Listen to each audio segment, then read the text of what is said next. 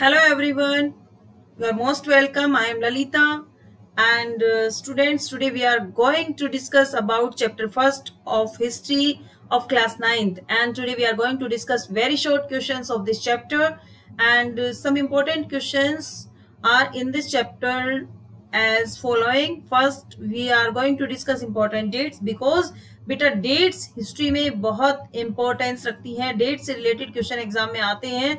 1774 Louis 16 became the king of France. Louis 16 France के राजा बने 1774 में.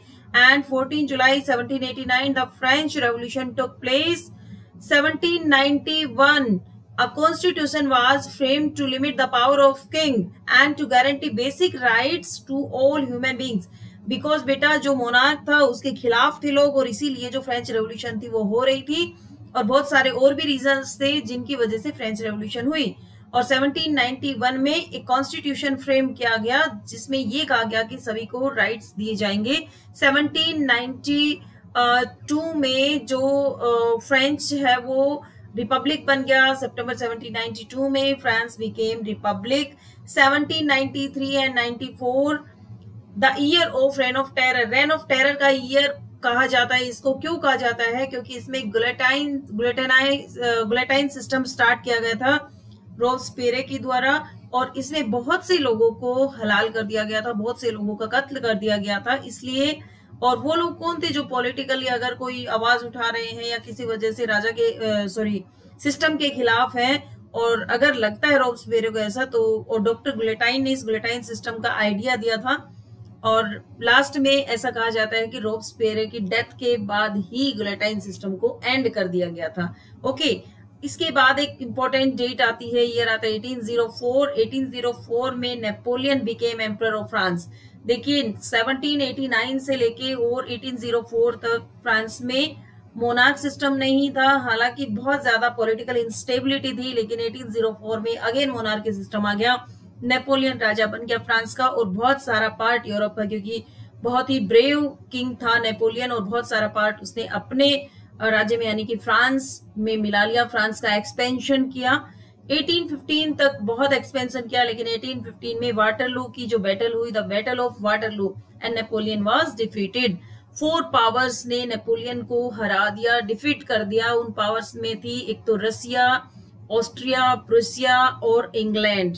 ये 4 पावर थी जिन्होंने मिलकर नेपोलियन को डिफीट किया. 1848 ये बेटा ये स्लेवरी है, यहाँ पे स्लेवरी सिस्टम को एबोलिश कर दिया गया था. स्लेवरी सिस्टम यानी कि दास प्रथा, आपको पता है ट्रेड हो रहा था, स्लेवरी ट्रेड हो रहा था. स्लेवरी ट्रेड को फ्रेंच कॉलोनीज में बैन एबोलिश कर दिया गया था. 1848 तक ट्रिपेटाइट स्लेव ट्रेड होता था, आपको पता है.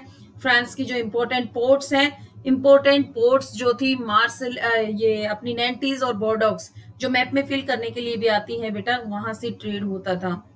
ठीक है, इसके बाद हम बात करते हैं, और ट्रेड होता था अफ्रीका, अमेरिका, यूरोपियन कंट्रीज के बीच. इसके बाद बात करते हैं 1846 की. Women in France right to vote. France में वुमेन को राइट टू वोट दिया गया. Women in France women got right to vote in 1846.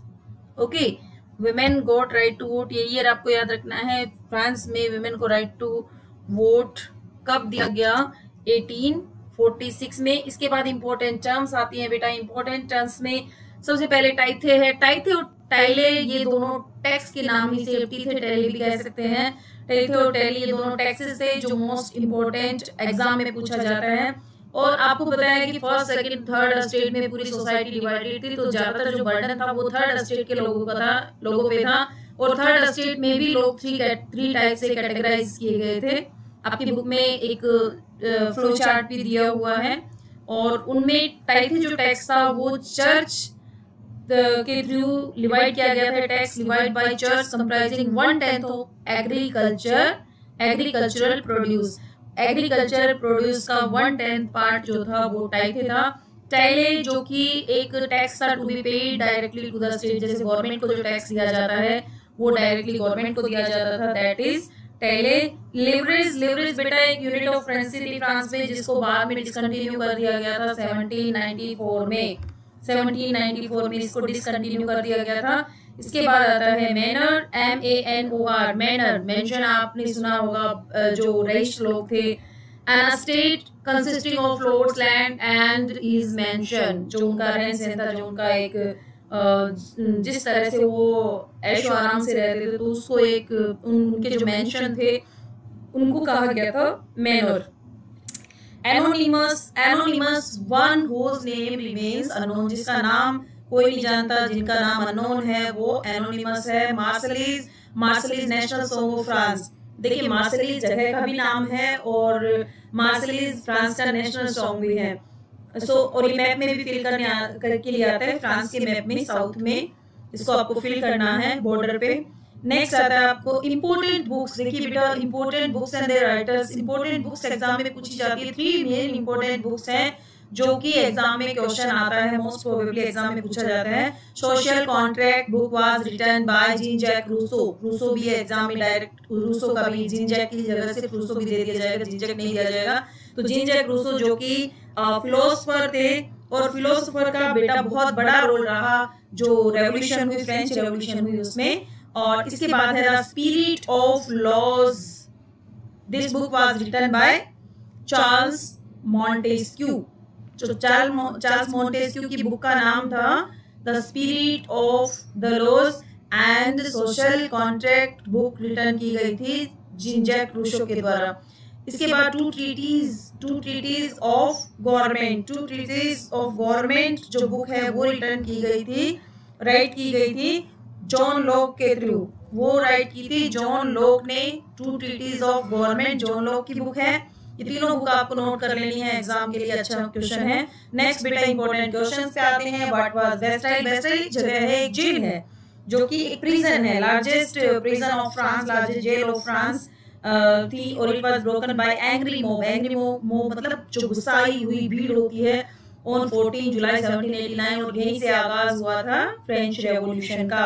Okay, और लोगों को लगा कि यहाँ पे बहुत सारा खाना छुपाया हुआ है, क्योंकि उस टाइम फूड शॉर्टेज फ्रांस में आ गए थे। राजा अपनी ऐश-ओ-याशी में बिजी था, लेकिन कहीं ना कहीं लोगों को लगता था कि जो राजा है वो हमारी तरफ ध्यान नहीं दे रहा है, तो लोगों में गुस्सा था, इसलिए उन्होंने अटैक कर दिया वेस्टाइल प्रिजन पे। कुछ वहाँ पे प्रिजनर्स थे उनको भी निकाल दिया और उसकी एक ईंट डिस्ट्रॉय कर दी।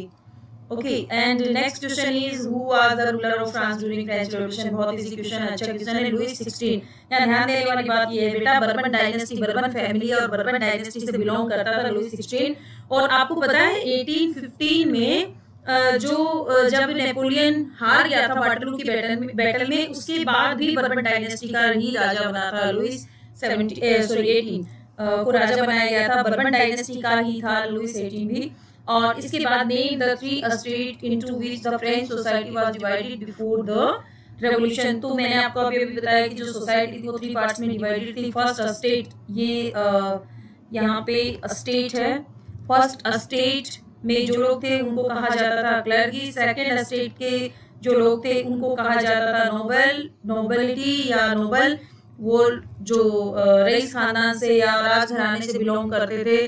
और जो थर्ड स्टेट के लोग थे वो थे कॉमन पीपल, आम लोग जिनको कहते हैं, जिनमें जॉब करने वाले लोग आएंगे, मिडिल क्लास पीपल आएंगे, या जो पीजेंट्स हैं वो आएंगे, या लैंडलेस लेबर आएंगे। तो 3 कैटेगराइज उनकी भी की गई हैं।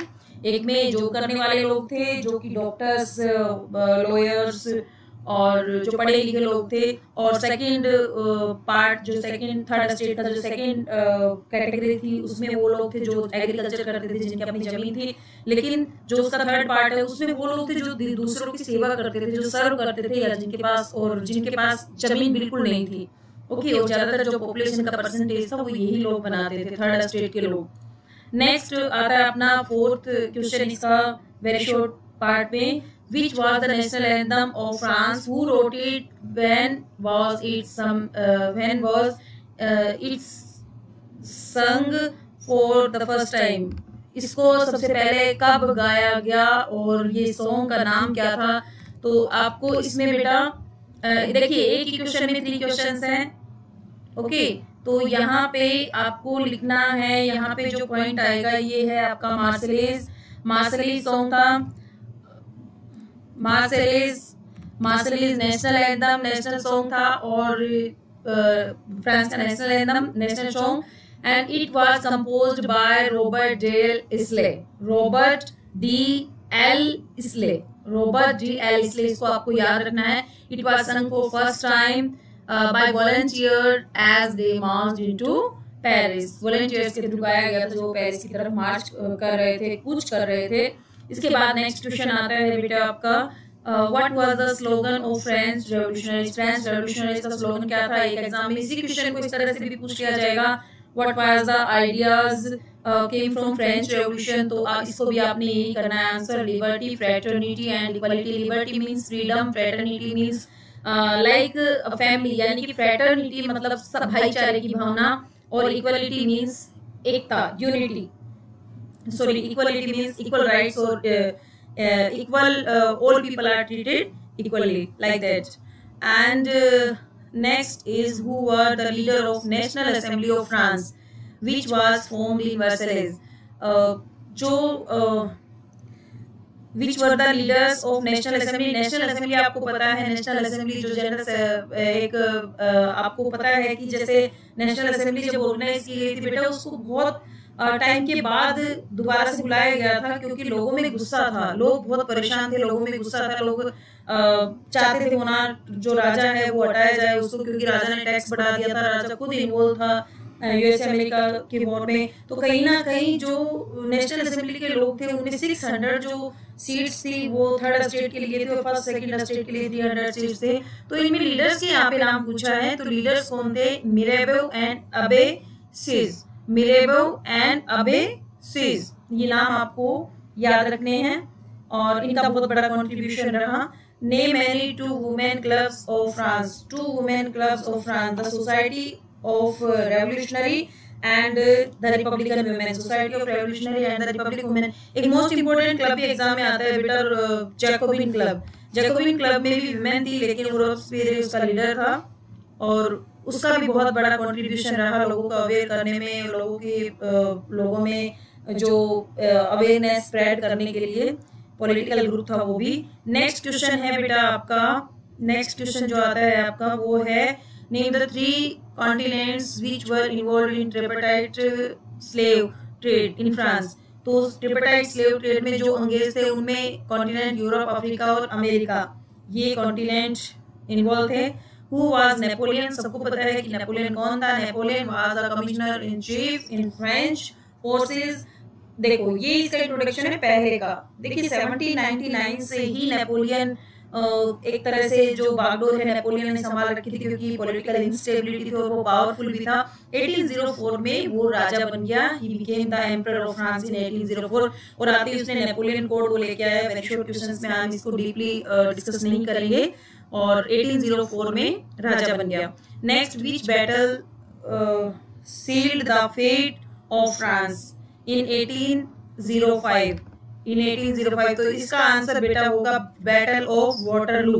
वाटरलू की बैटल ने एक तरह से जो फ्रांस का फेट था वो सील कर दिया, क्योंकि देखिए 1815 से पहले जो इम्प्रूवमेंट किए गए, जो नेपोलियन कोड लागू किया गया, जो नेपोलियन ने किया था, उसको बर्बन डायनेस्टी के राजाओं ने आते ही फिनिश कर दिया। बर्बन डायनेस्टी के राजा ने फिर से कंजर्वेटिज्म वहां पे एस्टेब्लिश कर दिया। तो कहीं ना कहीं ये फ्रांस के लिए सही नहीं था। बाद में इसके ऊपर भी बहुत सारा बवाल हुआ था। चलिए, एक और इसमें इंपॉर्टेंट क्वेश्चन एग्जाम में पूछा जाता है, जो कि सिंबल से आता है बेटा। ये सिंबल आपकी बुक में भी दिए हुए हैं, ये डायरेक्ट मैंने पेज की पिक क्लिक करके यहाँ पे अटैच कर दी है। So broken chain, the broken chain बेटा जो सिंबल है, किसी भी तरह से अगर चेन लगी हुई है तो वो किसका सिंबल है? एक तरह से भाई किसी को अगर स्लेव बनाया है तो चेन से बांध दिया, उसका ऐसा कुछ सिंबल दिखाया जाता है स्लेवरी में। लेकिन अगर ब्रोकन चेन है तो किसका सिंबल है? वो फ्रीडम का सिंबल है, वो फ्रीडम का सिंबल है। A broken chain stands for the act of becoming free। इसके बाद नेक्स्ट आता है अपना a bundle of rods और faces। ये एग्जाम में देखो, एग्जाम में डायरेक्ट इसके आजकल क्योंकि एग्जाम में क्वेश्चन आने लगे पिक्चर स्टडी के, तो पिक्चर स्टडी में भी इनको पूछा जा सकता है।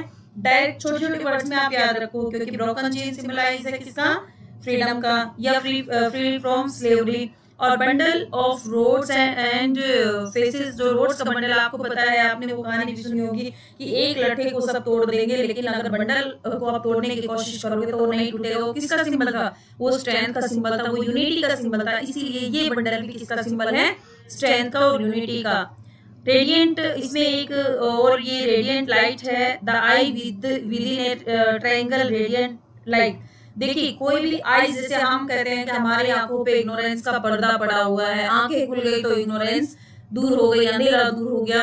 तो यहाँ भी जो इग्नोरेंस है वो दूर हो गई, इसका सिंबल है, यानी लोग अवेयर हो गए, लोगों में जागरूकता आ गई, इसका सिंबल है। नेक्स्ट अगर बात करें हम स्कैप्चर की, तो स्कैप्चर बेटा सिंबल है रॉयल पावर का, रॉयल पीपल इसको यूज करते थे स्कैप्चर है। नेक्स्ट है Phrygian cap, red Phrygian cap. Red Phrygian cap वो लोग पहनते थे जो स्लेवरी से आजाद हो जाते थे, जो अपने आप को समझते थे कि हम स्लेवरी में या हम दास्तान में नहीं है या हम दास नहीं है, तो उन लोगों के द्वारा इसको पहना जाता था। और एक नी ब्रीचेस का भी आता है, नी ब्रीचेस भी वही लोग पहनते थे जो अपने आप को मुक्त मानते थे। ठीक है, क्लोथ्स और नी ब्रीचेस का आपकी बुक में दिया हुआ है। नेक्स्ट ब्लू, व्हाइट और रेड, ये नेशनल कलर्स से, फ्रांस के national colours of France, red, blue, white and red. Next है the winged women. Winged women को सिंबलाइज बताया गया है, इसको पर्सनिफाई किया गया है, किसका पर्सनिफिकेशन किया गया है? लॉज का पर्सनिफिकेशन किया गया है। और लास्ट में बेटा आपका आता है लो टैबलेट्स। लो टैबलेट्स किसको दिखा रही हैं? लो टैबलेट्स बेटा आप लो टैबलेट्स, ये इसको क्लियर नहीं आ रही है इसकी पिक्चर। लो टैबलेट्स दिखा रही है कि all people have equal right, या all people are treated equally before law, law के सामने सभी लोग बराबर हैं। तो बेटा आई होप आपको ये सारे क्वेश्चन समझ में आ गए हैं और इनसे आपको बहुत सारी हेल्प भी मिलेगी। आप अच्छे से इनको फिर से रिवाइज कर लें, इनको नोट कर लें नोटबुक में, और बहुत अच्छे से आपको समझने में हेल्प मिलेगी। Okay, so thank you so much, have a good day ahead बेटा, बाय।